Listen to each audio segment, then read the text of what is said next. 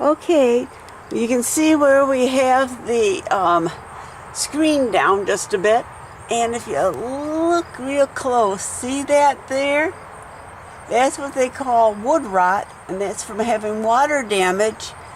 And Dad had to pull it out, and I wasn't 100% sure whether it was pressure treated lumber or not, but I put it in my wood chips over here. So it's going to be used a second time. Now, with that section up there, what's going to be done is we're going to build a reinforcement on there. We're going to support the roof back upwards with these heavy-duty pieces of wood. Not quite sure how Dad's going to prop it up to get it ready, but it's a work in progress. It will take several days to get it all done. But I wanted you to see what water damage can do to wood. Okay, everybody. Grandpa's got the pick up there. He's checking more for bad pieces of wood. We have to remove that out so that we got a good surface to attach the new piece to. This looks sounding pretty good. We are going to have to do just one side reinforcement. Dad said we only need it on one side. Okay, Dad, what tool do you need next? Okay.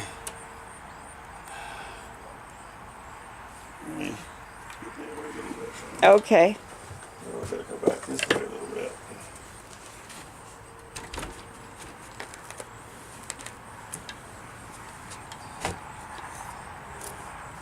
And now the adjustable square. Okay. Okay. Okay, here is what they call an adjustable square. It helps us to get the precise angle that we're going to need in the corner. No, not that one. Not that one? The one This old one right here? yeah. Okay, this is also another style of adjustable square. It gets into real tight spots. Okay, Grandpa, you want to show us how you do it? Okay, now, see, he's going right in the corner. We're going to get a precise angle now.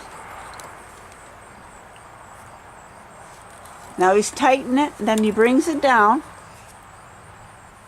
Okay, and then I carefully hold it Put it on the table. so that we do not lose the angle.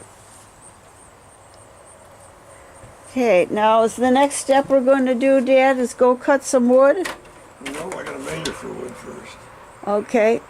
Next step is we got to measure the length here of some wood that we might need. Well, we know we need it. We just got to get the measurement. Square out of the tape measure. Okay, here is a tape measure.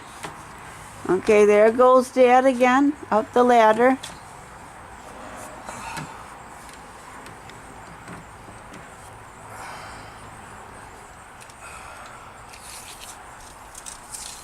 Okay, now he starts where he wants the board to begin, and then he measures out to where he wants the board to end. Okay, now see how that's how he's doing it. Hold the tape measure. See, that's how he's doing the tape measure up there.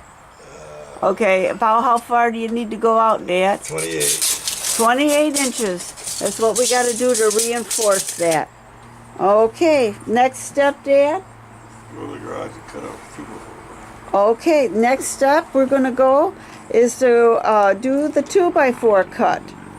So now we got our length of 28 inches. We also have our angle. Okay, I'll hold this. All right, now we're going to go proceed to the garage, and luckily for us, we have a stash of this stuff in there. Not going to be bad at all. I think the worst part of it is we're going to have to figure out how we're going to get in there. Oh, I don't think it'd be so bad. What about that on the boxes, Dad?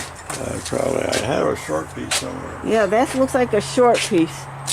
Okay, now what did you measure for, Dad? Nothing. Okay. I think that's your short piece right there on top.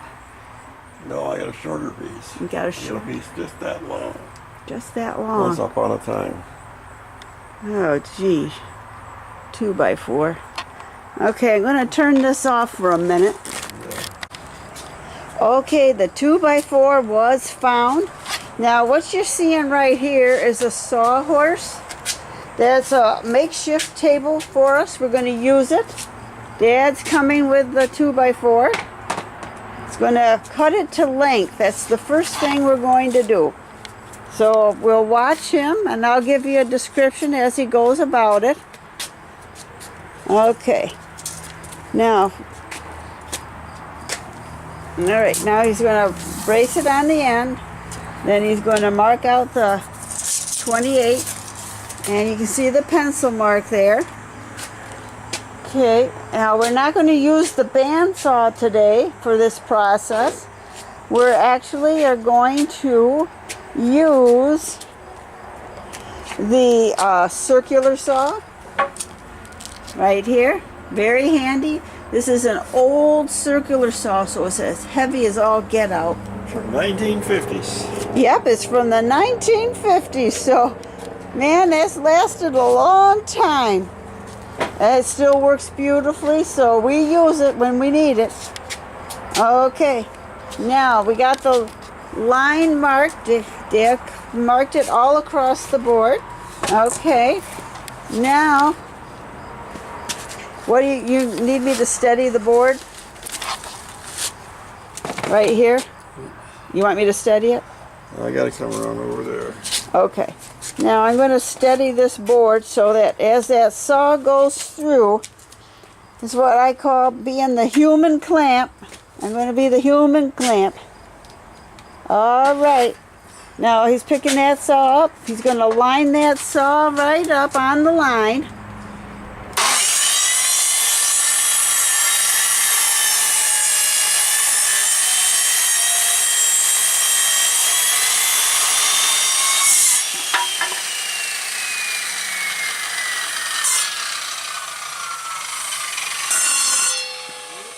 Yeah, all right, you really should. Now it's duller. Yeah, that's all right. Accidents happen. Okay, we don't need that one now, thank goodness. All right, I'll pick up the other one for you, Dave. Stop recording. Yep, we're ready now. Now, Dad's going to use that flexible square right there. You line it up square with the board, and he draws the line. And if the square didn't move, we are in perfect position for finishing this project. All right. Now we're only going to work on this to cut it up. Then tomorrow we'll probably go ahead and work on nailing it. But today is not going to be the day. We're tired, and we can serious accidents can happen during that time. Okay, I got the orange cord right there by it, Dad, when you're ready. Yep, right straight ahead. Right by the bag. Yep.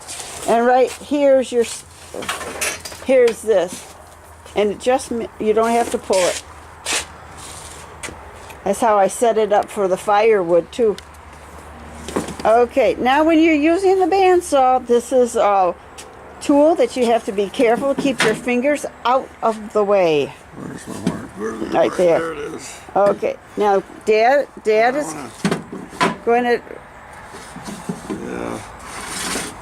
All right, here we go. okay, we're going to turn this on now, and Dad, Find the switch. yeah. Oops, I got to put the power on. Add power. Got to add power.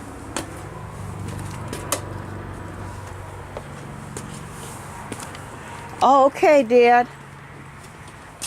Okay, now the bandsaw is working. He's going to...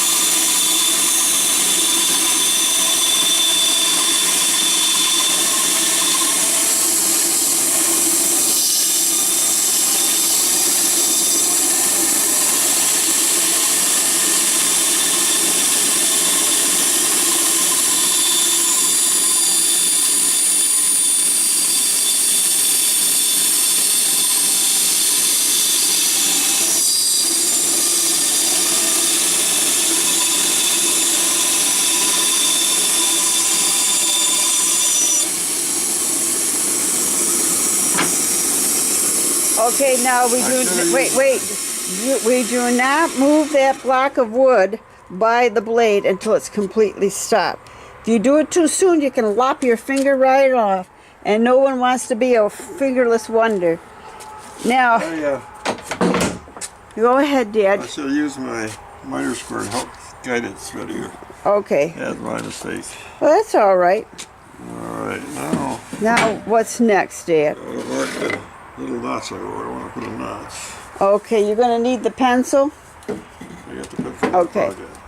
Now we're going to mark a notch because we had a temporary piece of wood up there to see where all the obstructions would be. And now Dad's transferring those marks onto this board. He's going to use the pencil, as you can see.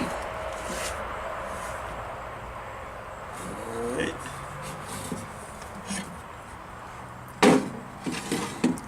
Now we have to make a tiny notch to accommodate the metal support piece on the block of wood that's in the rafters.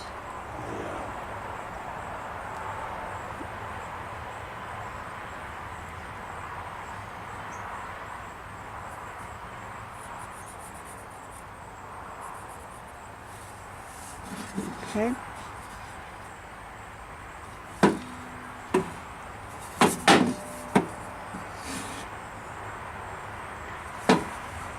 And you tell us what you're... Just double checking my... Okay, yep, he's double checking. You always double check, count one, measure twice, cut just once.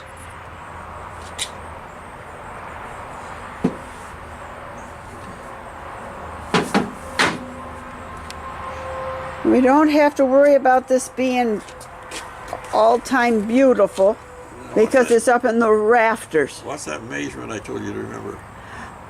2 1/4. Thank you, you got it. Yeah, 2 1/4.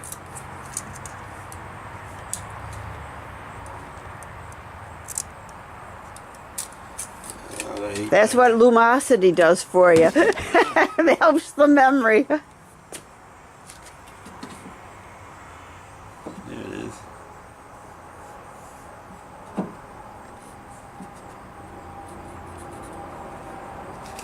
Okay. Let me go get my other doodad. Okay, now he's going to use a tool that's going to help guide this in square. But it's not going to work because you can see the wood is too long for the area. I gotta change sides. You got it on the wrong side? Yeah, because of the difference in length. Yeah, we got it on the wrong side, so Dad's transferring his markings. Let's see.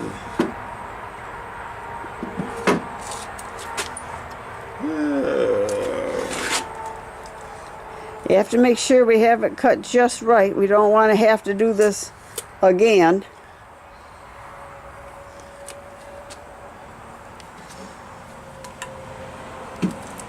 Oh, look how he burnt that.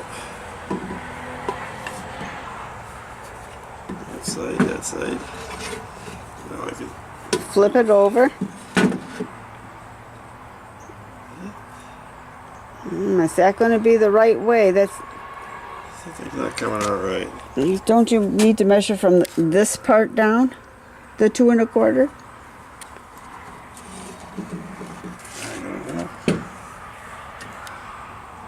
Now we're just conferring now to make sure we get this just right.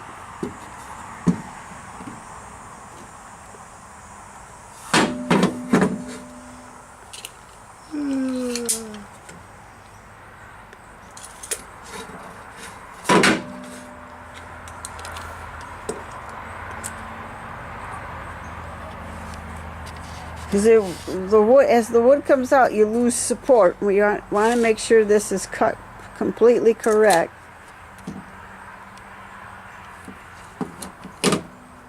This step is one of the critical steps. All right, time out. Time out. Okay, everybody. Wait just a minute. Dad, what's this tool you're using right here? It's a guide to keep it square. Okay, and so that the board goes straight this way and Yeah. not tilt. Okay, we're ready. We're watching.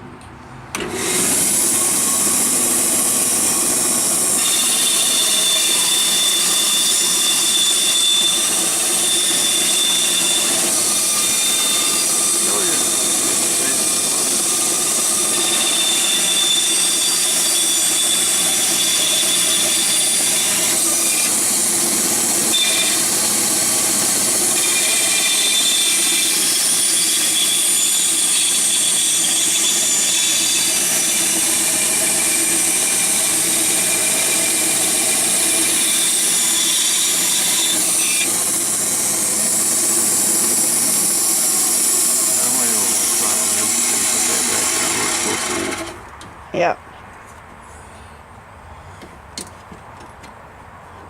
And that thing just vibrates terrible.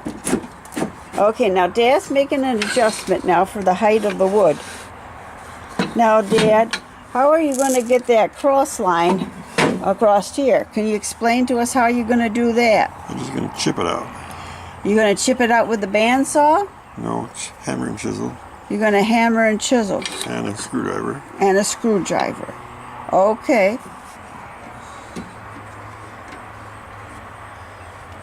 I made a mistake. Should not adjust my height to start with. Okay, that does happen. Alright, let me get a hammer.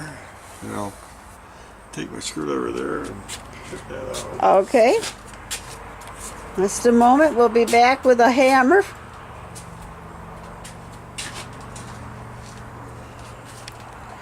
Now you'll be amazed at how good a hammer and a screwdriver can actually cut through wood. We'll be watching this. It's pretty interesting. Down on the ground. You want the ground or the sawhorse? Need a solid blanket. Okay, we need a solid area in order to do this. Okay, Dad, we're watching. You take that angle of the screwdriver and you go whack. And see that? It needs a little cleaning out yet. Now he'll take that and do a whack. And see that? Little knot there. Okay. And we should be in business. Now that concludes the work for today. We'll be working again tomorrow, but that's all we're going to do today. Okay, everybody, we are going to start the nailing process, and we have determined we're going to use the power nailer. And what you're looking at right now is the power nailer. There's a great big gun. It's kind of on the heavy side. And then this hose connects to the compressor, and that brings in the air and sends the nail out. See, it goes right here. We have to turn this on right here, and then we have to wait until it gets up into the red zone so that we can go ahead and shoot some nails. Now the main thing is with the power nailer is safety. People have accidentally discharged that power nailer, and it actually went right through their skull and into the brain. It can go penetrate anything. So whenever you're doing this, you got to make sure you have the nail gun pressed against the wood before you squeeze the trigger. So we're going to do it on the wooden piece up here. You can see Grandpa up there. He's awaiting. And that's the next step. Hi. I'm trying to get a good angle here to let you see it. We got the first board in. You can see where the notch goes right over the metal plate. And we nailed it in with the power nailer. And we did get it to work properly.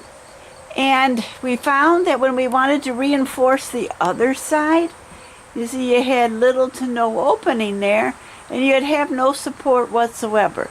So we're actually putting the support on the opposite side. And the other good thing is you can see on this side that the see it right there? You don't have that crack behind the gutter. It's starting to close up. So Dad and I have been discussing it. We are thinking about putting a support in here that will help with that crack. And then of course with this crack that's here, not too as bad as it was, will be reinforced, and we should have little to no leaking here anymore. So that's the end of this video for right this minute. Okay everybody, we'll take a look at what got done today. Alright. Now, I'm going to get my measuring tape here to help point this out. Okay. Right here is the new replacement board for this side of this rafter. And we nailed stuff from this side to hold it in place. And you can see 2 nail holes right in this area here. And then you can see, and only way we were able to go ahead and get these in, and see if I can show them to you a little better. Well, let's see. Let's get a little further out maybe. Yeah, there you are. See, this board here and this board are 2 little blocks, and we got 2 shims. When we raised this area up, we were able to put this board in. And when this board went in, that changed this. So when that got changed, we had to put the shims in order to hold things into place. So Dad took a look, and right along here, you can see where there's still a lot of drag and sag. So a board will now be put across there. We're going to use a 2x4 and a car jack to help hold this up while we nail in a new board. And this over here, we'll get a replacement board, because you can see there is a beginning water damage here. But not bad, but just enough to let you know there's a problem. And then we have a new board will go across here, and we'll nail that in. And once that's put into place, then everything will be shored up tighter around here. Now these boards here and here were cut with the radio arm saw. And I'll take you out to the other area for the radio arm saw. We will use the radio arm saw because it's a little bit more powerful and more quicker to get its work done. So this is Dad's radial arm saw. It can tilt and do different angle cuts just like the bandsaw. And this is Dad's pride and joy. It was gotten in the probably the 60s. It's really old. That's one thing I can tell you for sure right now. This is one saw that I will not try. I might have to in order to get this project done. And the reason why I am afraid of it is because when you grab on this handle here, you bring the saw to you. See that?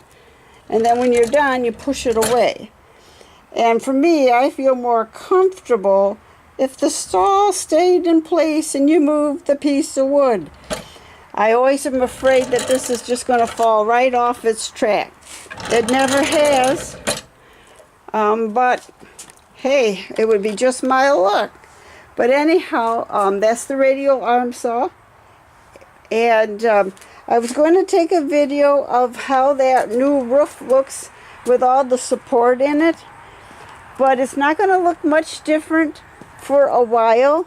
And Dad said the reason why it's not going to look much different is because the tar that's underneath the tiles right now is awful hard, because we haven't had any real sunshine at all on it, and you won't see a change in the shape until the sun has done its job to reform it to the new existing roof line that's up there.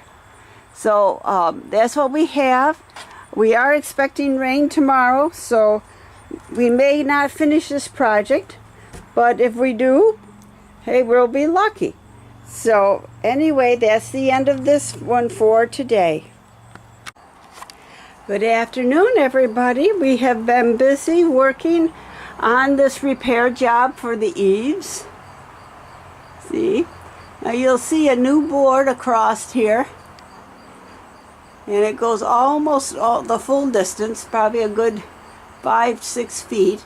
And that board right there is being used as a support for this board up there. And with that, bracing it up and holding it flush, we are going to be able to then attach a fresh board on there, and it will hold that up into place, which is very good news. And we are going to put in a board here because it is just starting to sag, and we got everything down, so might as well do it. Dad has been topside. It's flattening out up there. He does say that there might be a permanent crinkle up there, but all in all, it's greatly improved. We will see a final view of it once it's all done. We also have to re-caulk underneath the shingle area by the wood area. And that is because we have to reseal that part of the equation as well. So Dad took a screwdriver. We would have used a putty knife, but we didn't have one quick. And he used the screwdriver to loosen the old putty so we would have room for the new to go in. Not putty, but caulk. So anyway, that's all the further we could go today. It was a lot of work just getting that board measured, cut. And we did the same principles as before, using the circular saw and the sawhorses. So I didn't record anything new because it was the same stuff. So anyway, that's where we are as of this moment. Good night.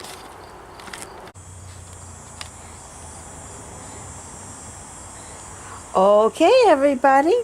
This is what we've been working on today. We used the same sawing methods outside. This is the support board that was going to go right there, and it'll go across here. So we did a preliminary measurement from here to here, and then cut it off, and then just gently do a little more at each time as needed to make sure the board will slide through. Then once we got it up to size, then Dad went downstairs, and we have what they call a pocket screw. We did not have to use the power nailer for this. So we didn't have access because you can see where these boards are. That's really tight, and you wouldn't get the gun in there anyway. And you couldn't go from the top down because you got the shingles in the way, and you may need to do something with the shingles, and you can't do it because you got nails in there. So he took it down and got it ready for screws. Now screws can go like a nail, up and down, or on an angle. And if you do an angle, they have a new thing called pocket screw holes. And there's a special tool that drills these in, and you just set it to the size that you need, and you'll go and you'll screw the screw right straight through here. So that's what a pocket screw is, and hopefully tomorrow when we do pocket screws for the next one, we'll go ahead and video what the pocket screw attachment looks like. Hi everybody. I just wanted to show you the finished look here. So we got the board up. We did screw the one side in because we had wood to catch it. But on the other side of the rafter there, we didn't have enough wood. Let's check that. Yeah, now we should get it focused in there for you. There we go. There. And see there, we ended up not being able, you can see the crack in between. So actually the screw went behind, we couldn't pull it out. So it's going to be up there for immortality purposes. And what we ended up having to do is use the air gun after all for nailing. And I had forgotten that Dad had the small nailer. And here is the small nailer. You can see it's a lot lighter, and it's, you know, you can get into tighter spots with it. So what we did is we took the gun, powered up the machine like I told you about before, and then we put about 6 or 8 nails in that board there, and then we did quite a few nails in this board up here. There, now you can see it better. And so, in order to get the air gun working, we had to go to Menards and buy what they call a coupling. And see, right here is the brand new coupling. And the air was leaking significantly out of it. We couldn't maintain air pressure. Remember I was talking to you, I think, about that. So we had to buy this new coupling. And to get it on, you had to hold this nut here, and you had to screw with this one here. Now, we had to use the crescent wrench. This is a crescent wrench, and you see, you can make it wider, you can make it tighter. I used this one for this one, and then I used this one, the bigger one, the heavier, dutier one, for the bigger one. See, it goes right nicely on there. Then what I did is I used torque action for unscrewing it and then putting it back together. And I had it on tight enough the first time, which was very good because we did not leak air pressure. And in fact, we still have some pressure in our gauge. It's just slowly coming out now. See that? And it was up to about 90 pounds of pressure, and we're down to about maybe 20, somewhere 20, 25 pounds of pressure still exist in there. It will slowly leak out, and then everything is safe. Now, when you move this type of equipment, it's best to not have it attached to your hose, if at all possible, and do not have it turned on. Now, as I say, it's a very big safety hazard that you can accidentally get one of those discharged. It will literally fly across a room, and you could hit somebody, and it will pierce them. There's no doubt about it. It will definitely pierce them. So you have to be very, very careful with that. So we opted to do that, so we did not have to do screw holes. And at this point, we only have a few more steps to go, and then I'll show you what that's like tomorrow as we finish it up. Okay, everybody. We put in the permanent blocks here. We had to cut new ones because it was actually lifted the roofs enough that the other ones were too small. So we actually got them in there, and wait until you see this surprise. Look at that, almost perfectly flat. And if we're lucky, with a few warm days, either coming now or coming a little later, we should be A-okay, and that will flatten out. Otherwise, this is within an acceptable amount of flex into the roof line. So what do you think? Isn't that marvelous? Okay, the last step we got is to caulk this area here. Dad's going to come on the ladder probably and do the caulking. And then we have to staple this screen back up, which won't be a hard thing to do. We were going to use our power stapler, but the problem being is we didn't have the right staples, but we did have staples for the handheld. So that's what we're going to do. And that ends this project.